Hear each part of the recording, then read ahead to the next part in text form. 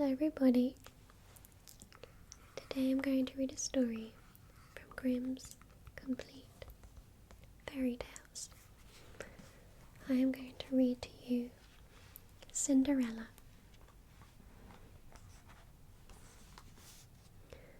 The wife of a rich man fell sick, and as she felt that her end was drawing near, she called her only daughter to her bedside and said, "Dear child, be good and pious, and then the good God will always protect thee, and I will look down on thee from heaven and be near thee."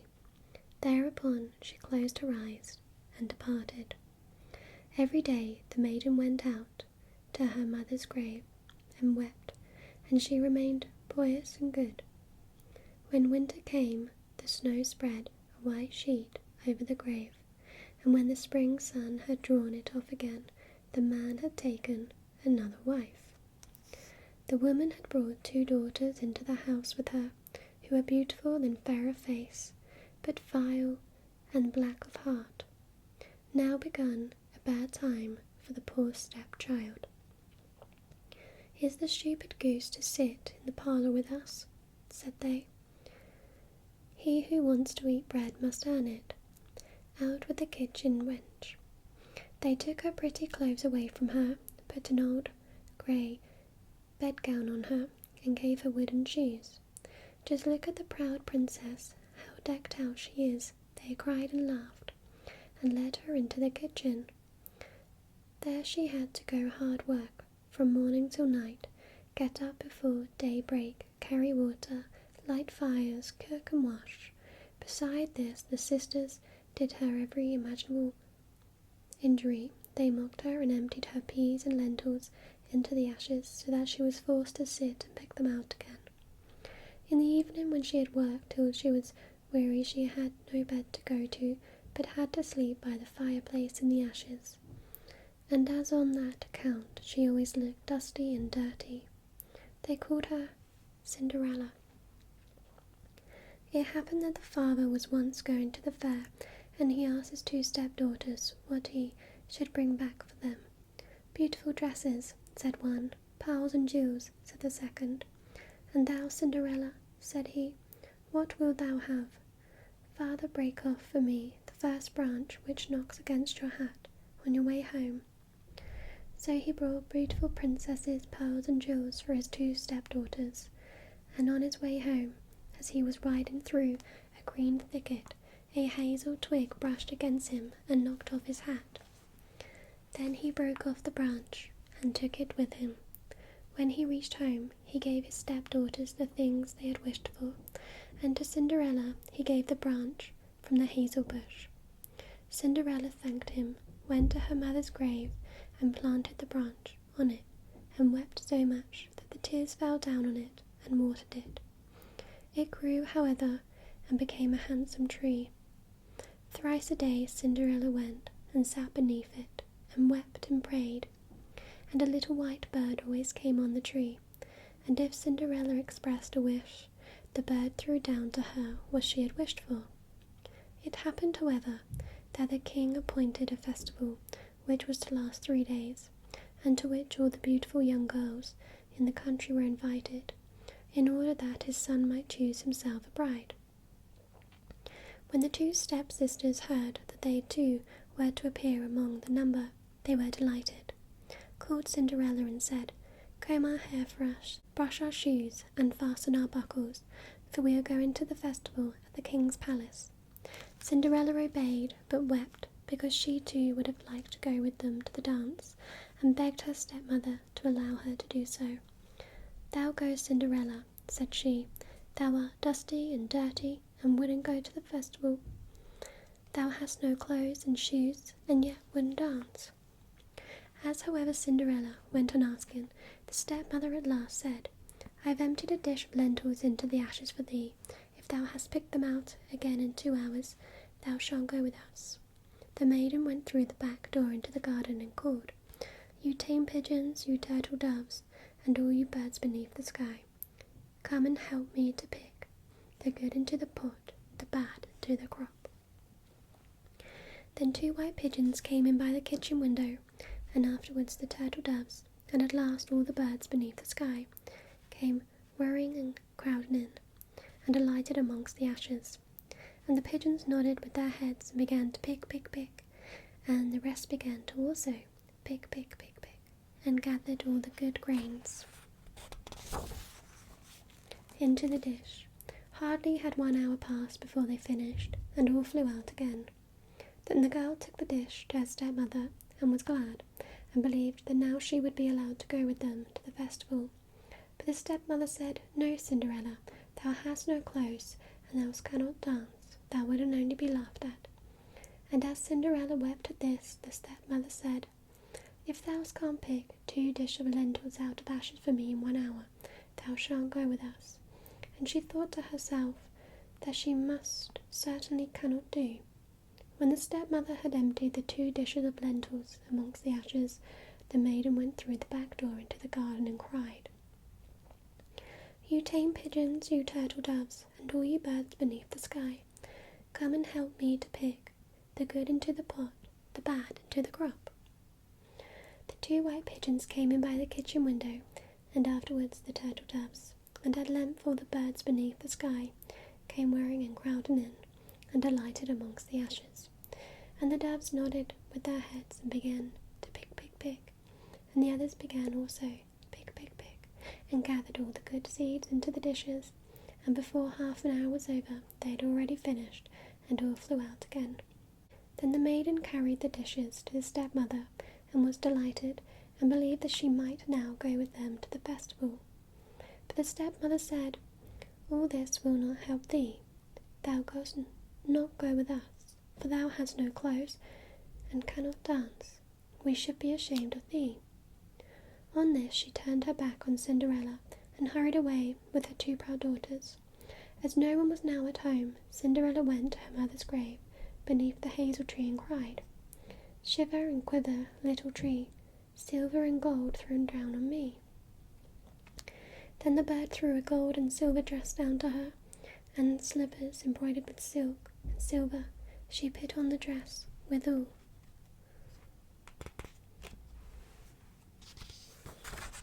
With all speed, and went to the festival. Her stepsisters and the stepmother, however, did not know her, and thought she must be a foreign princess, for she looked so beautiful in the golden dress.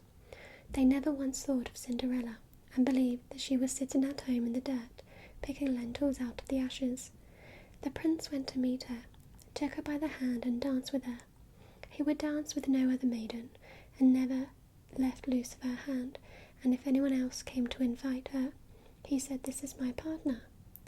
She danced till it was evening, and then she wanted to go home.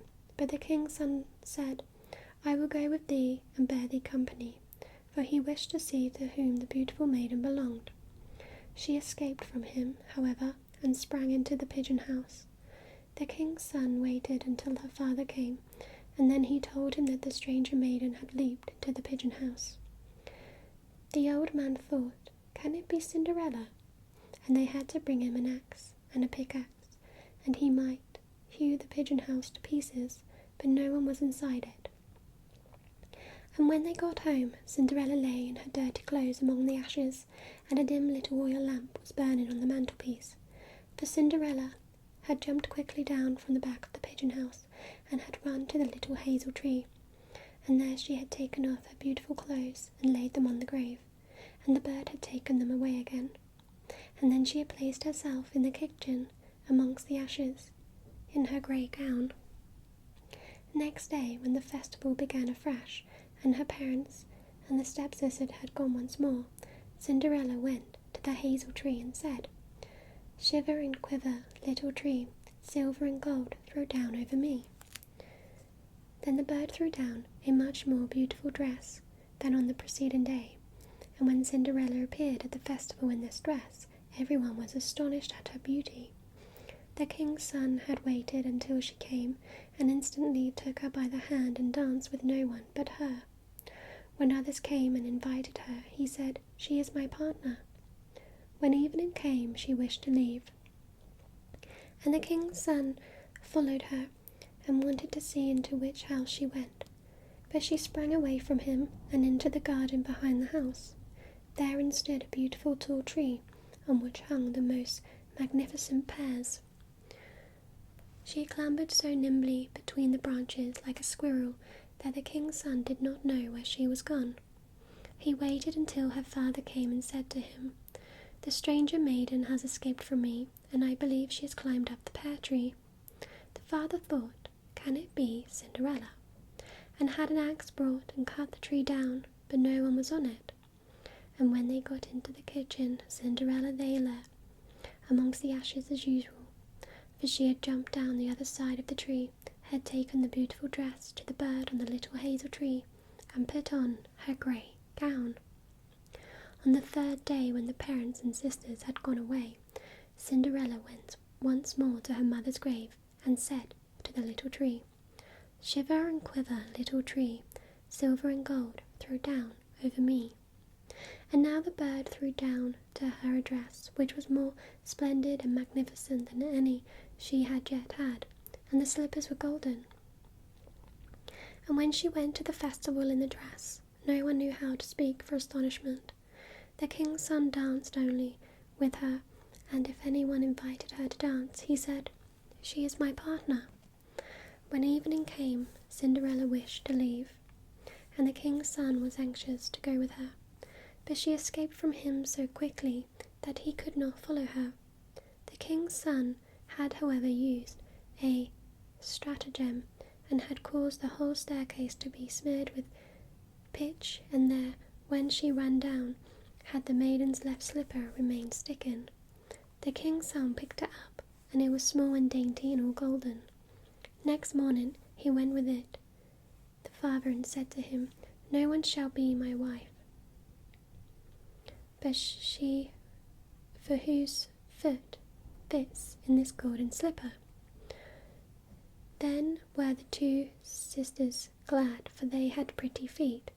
The eldest went with the shoe into her room and wanted to try it on, and her mother stood by, but she could not get her big toe into it, and the shoe was too small for her. Then her mother gave her a knife and said, "Cut the toe off. When thou art queen, thou wilt have no more need to go on foot."